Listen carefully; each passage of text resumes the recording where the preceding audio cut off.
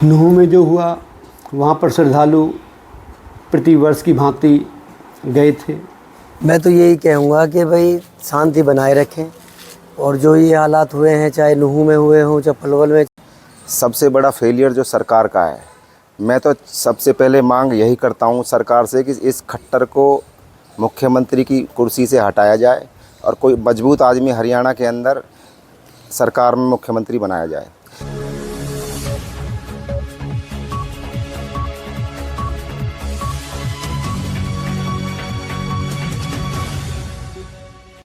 देखिए, सबसे बड़ा फेलियर जो सरकार का है, मैं तो सबसे पहले मांग यही करता हूँ सरकार से कि इस खट्टर को मुख्यमंत्री की कुर्सी से हटाया जाए और कोई मजबूत आदमी हरियाणा के अंदर सरकार में मुख्यमंत्री बनाया जाए।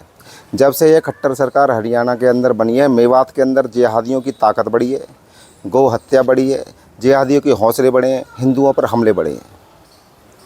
ये किस आधार पर कह रहे हो आप?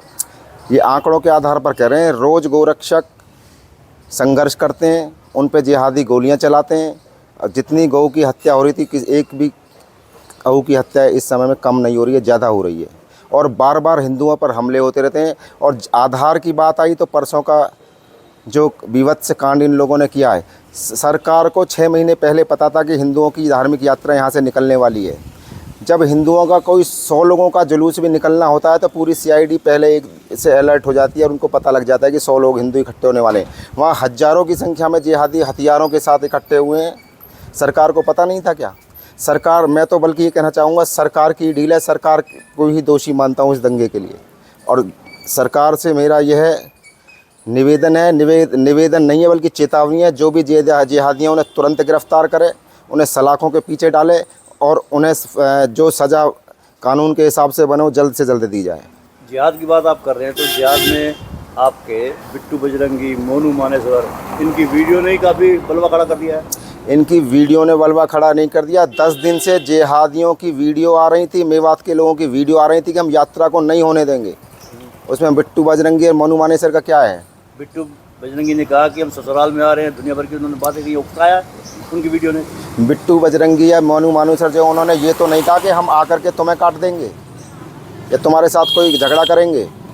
उन्होंने, मेवात है, मेवात कोई पाकिस्तान नहीं है, हिंदुस्तान का एक हिस्सा है। मेवात हिंदुओं की भूमि है, हिंदुओं की धार्मिक स्थल है। हिंदू वहाँ धार्मिक यात्रा के लिए भी जाएगा और वैसे भी जाएगा। किसी को क्या ताकत है कि उसको हिंदुओं को रोक देगा? मोनू भी जाएगा, सब जाएंगे, सारे हिंदू जाएंगे। तो मेवात कोई पाकिस्तान अफगानिस्तान है क्या जो वहाँ पर नहीं जाएंगे? नहीं, वहाँ हज़ारों की तादाद में थे लोग। आप हिंदू बता रहे हो आप? हाँ, आप लोग तो गए नहीं हो पलवल से? गए हैं पलवल से लोग, बजरंग दल से। आप तो नहीं गए ना, खुद तो नहीं गए ना? नहीं, ये ब्लेम लग रहा है आप लोगों के। नेता तो जाते नहीं है और जो कार्यकर्ता होते हैं वो वही। देखिए, वो विहिप की यात्रा थी, विहिप के लोग वहाँ गए, विहिप के नेता भी वहाँ पर गए। सारे हिंदू संगठन हमारे, हम सारे हिंदू संगठनों के हैं। मैं तो कहता हूँ पूरी सरकार की इसमें संवेदनशीलता बिल्कुल नहीं थी। उनकी मंशा पता नहीं क्या थी। आज पुलिस अधिकारी जो वहाँ के SP हैं वो छुट्टी पर थे, तो ये सरकार का ही फेलियर है। और जो हमारा पॉलिटिकल नेतृत्व है, जो CM है, वो कमज़ोर है।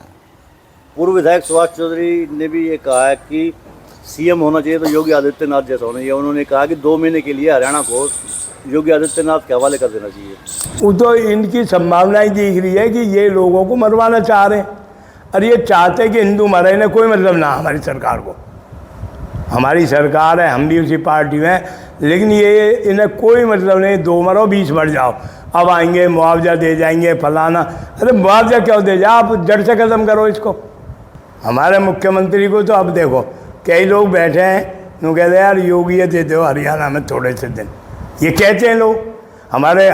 हमें भी शर्म आती है। हमारे मुख्यमंत्री को शर्म आवे ना आवे वो तो हो जाने, लेकिन हमें शर्म आती है कि दूसरी स्टेट से लोग ये चर्चा करते हैं कि हरियाणा को 2 महीना के लिए मुख्यमंत्री दे दो। यूपी की हरियाणा से बहुत अच्छी बेहतर स्थिति है। हरियाणा की देश भर में सबसे ख़राब स्थिति, और मेवात की विशेषकर। मेवात में सारी दुनिया भर के जिहादी आते हैं, पाकिस्तान के एजेंट आते हैं, ISI के एजेंट पकड़े गए हैं। तो हम उस आधार पर कहता हूं कि मेवात के अंदर जिहादियों की गतिविधि, आतंकी गतिविधियां बहुत बड़े पैमाने पर चल रही हैं और सरकार एकदम से उदासीन है। जो लोग जिहादी कांग्रेस सरकार में थे वही इस सरकार में गद्दी पर हैं, जो आतंकवादियों को बचाने का काम करते हैं। बात की जाए पलवल में पिछले 2 दिन से लगातार उन्माद की स्थिति है। कई धार्मिक इमारतों को या तो पथराव किया गया है या जलाया गया है। आरोप लग रहा है कि उसमें बजरंग दल, विश्व हिंदू परिषद या दूसरे संगठनों से जुड़े हुए लोग हैं। देखिए, इतना बड़ा नरसंहार, विभत्स नरसंहार जो शताब्दियों तक याद किया जाता रहेगा, ऐसा नरसंहार मेवात में हुआ है। प्रतिक्रिया हिंदुओं की स्वाभाविक है, इससे किसी संगठन का कोई लेना देना नहीं। नहीं, बात तो ये की जाएगी ना, पुलिस तो ये कह रही है कि सभी को शांति बना कर रखनी चाहिए। पुलिस क्या कहती है उसकी पुलिस जाने, शांति भंग करने वाला पुलिस और प्रशासन ही है। पब्लिक की प्रतिक्रिया है, स्वाभाविक है, होगी। जब इतना बड़ा नरसंहार होगा तो इसमें विश्व हिंदू परिषद क्या करे, राष्ट्रीय बजरंग दल क्या, अंतर्राष्ट्रीय हिंदू परिषद क्या करेगी? वो पुलिस ने, प्रशासन ने देखना कैसे कानून व्यवस्था बनानी है। अब आगे आपका बजरंग दल क्या करने जा रहा है, राष्ट्रीय बजरंग दल? अब राष्ट्रीय बजरंग दल क्या करेगा? राष्ट्रीय बजरंग दल तो इस खट्टर सरकार के लिए रोने के लिए जा रहा है। इतना घटिया आदमी इस प्रदेश की कद्दी के ऊपर बैठा हुआ है, जो बिल्कुल भी जिहादियों को कंट्रोल नहीं कर सकता, जो देशद्रोही लोग हैं उन्हें कंट्रोल करने में असमर्थ है। मैं तो यही कहूँगा कि भाई शांति बनाए रखें, और जो ये हालात हुए हैं, चाहे नूहू में हुए हों, चाहे पलवल में, चाहे गुड़गांव में, ये बहुत गलत हुआ है। और मुझे तो बिल्कुल भी पलवल में तो एक उम्मीद भी नहीं थी। मैं तो बड़ा गर्व करता था कि भाई हमारा अमन चैन भाईचारा हमेशा से सदियों से यहाँ बना रहा है, और उस भाईचारे को कायम रखें। लोगों से मैं अपील करता हूँ कि यहाँ कोई भी इस तरह का माहौल पैदा ना करें जिससे अमन चैन भाईचारा ख़राब हो। और जो शरारती तत्व हैं वो चाहे किसी भी धर्म के हों, उन्हों के खिलाफ़ सरकार, प्रशासन सख्त कार्रवाई करे, जिससे अमन चैन भाईचारे को कोई ठेस ना पहुँचे। और मैं यही कहना चाहूँगा कि इस जो हुआ है नूहू के अंदर, नूहू के उसके होने के बाद से, चाहे पलवल में हुआ हो, चाहे गुड़गांव में हुआ हो, तो कल मैंने ये देखा कि जैसे मंगलवार था, मंगलवार को पंचवटी के मंदिर पे भी काफ़ी भीड़ रहती थी, वहाँ नहीं थी। मस्जिदों पे भी नवाज के उसमें कहीं कोई नहीं था। कई मस्जिदों पे जैसे दंगे हुए, जमात के साथ में हुआ, तो बड़े शर्मसार करने वाली घटना थी और बड़ा दुख हुआ। क्योंकि मैं खुद भी हमेशा चाहे गिरिराज जी की परिक्रमा हो, चाहे 84 को उसकी परिक्रमा हो, चाहे अपने कोई भंडारे वगैरह हो, सामाजिक कार्य हो। अभी हमारे यहाँ एक मंदिर का निर्माण चल रहा है, उसके अंदर भी कोलम वोलम देने की बात हुई हो, चाहे राम मंदिर का हुआ हो, हर उसमें हम रहे हैं। हर तीज त्योहारों पे हिंदू मुस्लिम हम सब मिल के रहे हैं। और कल भी मैंने ये देखा, हिंदू समाज के जो हमारे मिलने वाले साथी हैं, जिम्मेवार हैं इलाके के लोग, वो लोग हमारे पास आए भी, मिलने भी आए, हमारे घर पे भी आए। अच्छे लोग बहुत हैं, लेकिन कुछ शरारती तत्व हैं जो भाईचारे को ख़राब कर रहे हैं। तो मैं उनसे अपील करता हूं कि यहाँ अमन चैन भाईचारा कायम रखें, जो पहले जैसा माहौल, पहले जैसी खुशहाली वही रहे। और जो शरारती तत्व हैं, चाहे वो नूहू में किसी ने शरारत की है, चाहे गुड़गांव में की है, चाहे पलवल में की है, उनके खिलाफ़ सख्त कार्रवाई हो। और सख्त कार्रवाई के बाद में माहौल अपने शांति प्रिय ऐसा हो जैसे हमारे ब्रिज का इलाका अमन चैन भाईचारे से हम हमेशा रहते आए हैं, ऐसे ही हम रहें। जैसे कुश्तियाँ होती है हर साल विभिन्न मंदिरों में, पंचवटी मंदिर का अखाड़ा भी है, आप शिरकत करते रहे हो? नहीं, बिल्कुल दुख हुआ है। चाहे पंचवटी का हो, चाहे अपने तीजों के मंदिर का हो, चाहे भुंडकटी का हो, उसके अलावा अपने पृथले का भी होता है।